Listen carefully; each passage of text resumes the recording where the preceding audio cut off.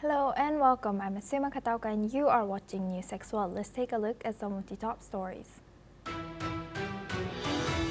U.S. Presidential Envoy Steve Witkoff will lead a delegation to Egypt to join Gaza's ceasefire and hostage talks, according to Egyptian Foreign Minister Badr Abdelati, as Qatar's Prime Minister and Turkish delegates will also participate in the third day of negotiations on the indirect talks between Hamas and Israeli representatives.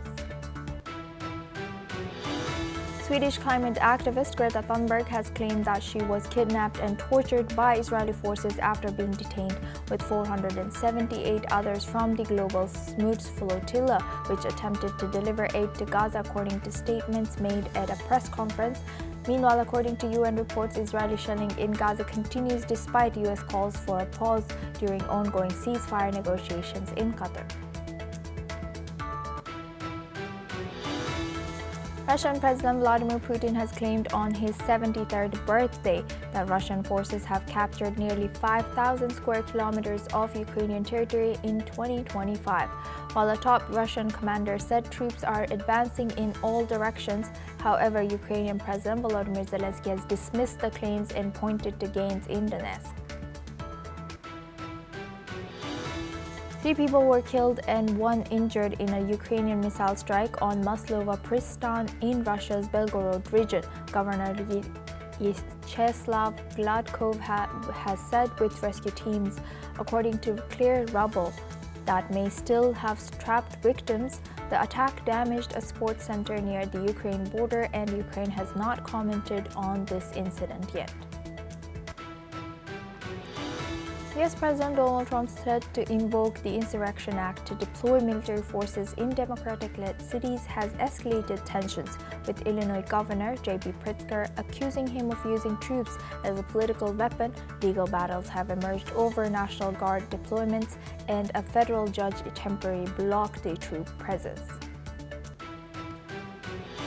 Turkey will shift to increase domestic gas production and U.S. LNG imports to cover over half of its gas needs by 2028, which threatens to shrink Russia and Iran's one-of-last major energy market.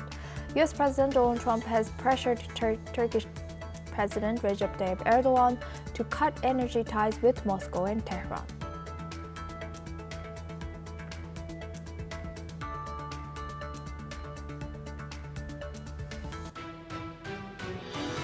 The European Commission has announced a $1.1 billion plan to boost artificial intelligence in key industries, aiming to reduce the EU's dependence on foreign technologies. This initiative follows the April Action Plan to ease regulatory burdens on startups under new AI laws that took effect in August last year, marking a significant push.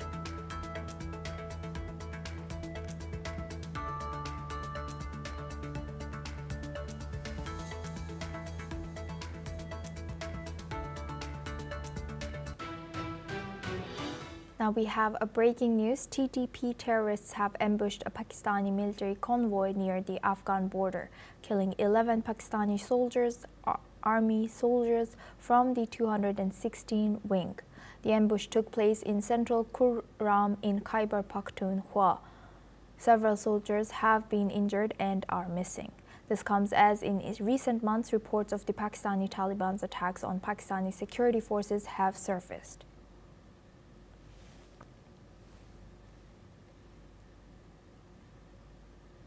Now we move on.